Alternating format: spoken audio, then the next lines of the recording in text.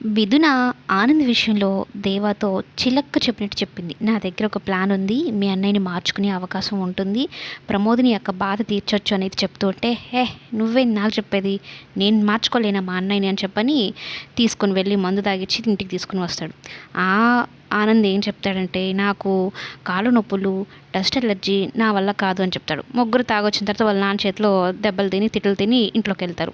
అయితే నిద్ర లేసిన తర్వాత దేవ మీన దగ్గరికి వచ్చి, నీ దగ్గర ఏదో ఐడియా ఉందని చెప్పావు కదా, అది చెప్పు అంటే, నిన్ను వద్దన్నావు, నేను చూసుకుంటాను, మరి ఇప్పుడు ఎందుకు వచ్చావు అంటే, అవన్నీ కాదులే కానీ నువ్వు సైకాలజీ స్టూడెంట్వి కదా, ఏదో ఆ ఆలోచన ఏదో చెప్పు, మనం అమలు చేద్దామని అంటూ ఉంటే, ఇప్పుడు నాకు మూడ్ లేదు, మంచి టీ తాగితే ఏమైనా ఆలోచన వస్తుందేమో, మంచిగా టీ పెట్టుకొని రాపోమ్మా అన్నట్టు చెప్తుంది.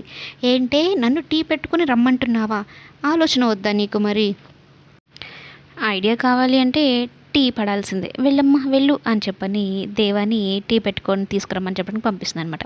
ఇక దేవ ఏం చేస్తాడు, ఫస్ట్ చక్కగా చెప్తా అన్నది అప్పుడు వినిపించుకోవచ్చు కదా, నాకు ఇలానే కావాలి అని టీ పెట్టడానికి వెళ్తాడు. అప్పుడు మిథున వెనకలు చేరి డ్యాన్స్లు వేసుకుంటూ ఉంటుంది.